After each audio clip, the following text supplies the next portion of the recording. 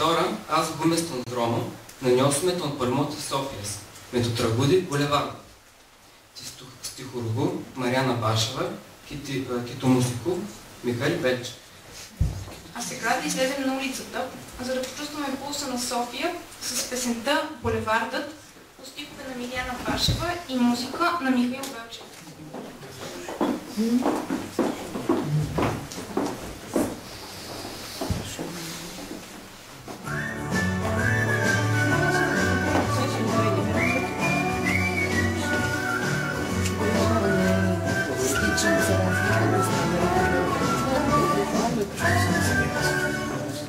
По-дебели подметки и проза, време есенно-жълто тло. Нарисуване всичко е розово, за 15 минути макар. Своя автомобилен оркестър тъкнова дирижира деня и църтят суматохата кестени, прецъфтяват и пак цъфтят.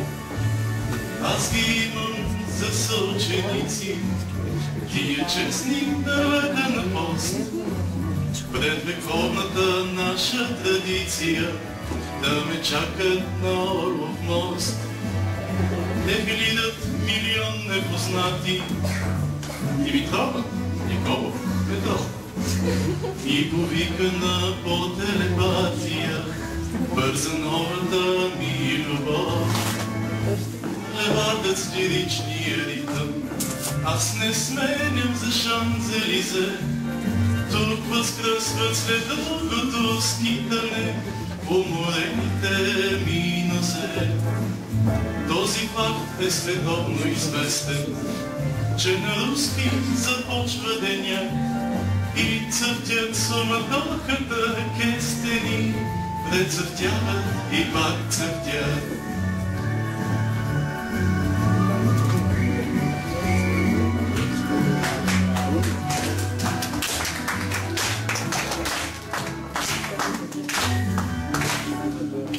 Булевардът с лиричния ритъм, аз не сменям за Шанзелизе. Тук възкръсват след дългото скитане уморените ми нозе. Този факт е световно известен, че на руски започва деня и цъфтят суматохата кестени, прецъфтяват и пак цъфтят.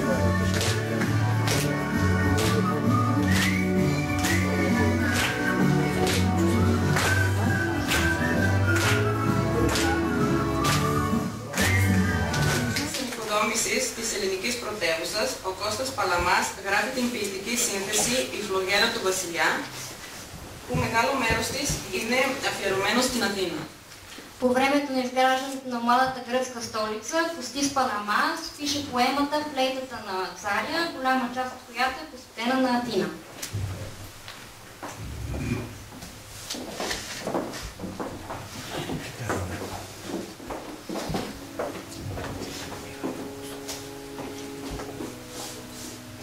Πρωί, χελιοπερίχητη και λιόκαλη η μέρα και Αθήνα, ζαφυρόπετρα στις γης στο δαχτυλίδι. Το φως παντού, κι όλο το φως, κι όλα το φως τα δείχνει και στρογγυλά και σταλωμένα. Κοίτα, δεν αφήνει τίποτε θαμποχάραγο να μην το ξεδιαλύνεις.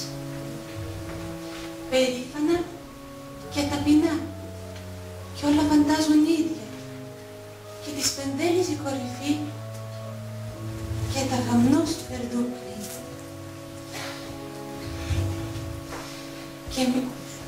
και ο λαμπρομέτωπος ναός και μια χλωμή ανεμόνη, τα πάντα όμοια βαραίνουνε στην ζυγαριά της πλάσης.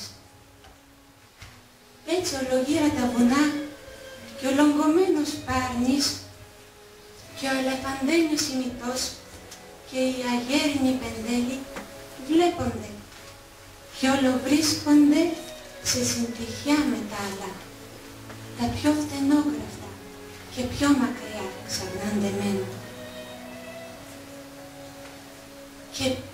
βρίσκεσαι ρέον εκεί του μύθου και αναβρίζουν τις ιστορίες οι πηγές.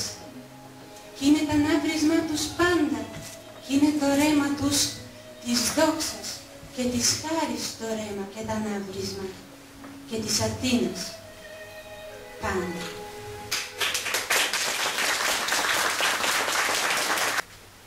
И Тина Дончева, με το ποίημά της «Η δική μου София калимериси τη ζωή στην πόλη». Тина Дончева казва добър ден на града със стихотворението си «Тя, моята София».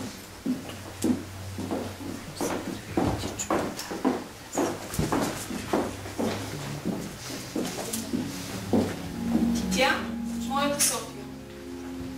Тя, моята София, е по-детски красива, с оранжево-розов изгрев над всяко шосе, което тихо пресича я и даже разкрива светлината в очите на едно малко дете. Едно малко дете, наречено София, което на години е всъщност старица. Едно малко дете с вековна история, което заслужава да бъде кралица. Здравей, Витушка! Здравей, Дундуков! Здравейте, столичани! Добър ден! На работа ли отивате? На слука. И усмихвайте се, моля, като мен. Здравей, Раковска и Тавлей Девятка. И десетки минувачи по тротуара. На горещеният асфалт присвятка и сякаш тихо шепне. Проговаря. Здравей, Славейков, с твоите книги и с пейката с статуите две, които може би на хората намигват как живеете, няма отговор. Добре. Добро утро, град мой. Приятен ден.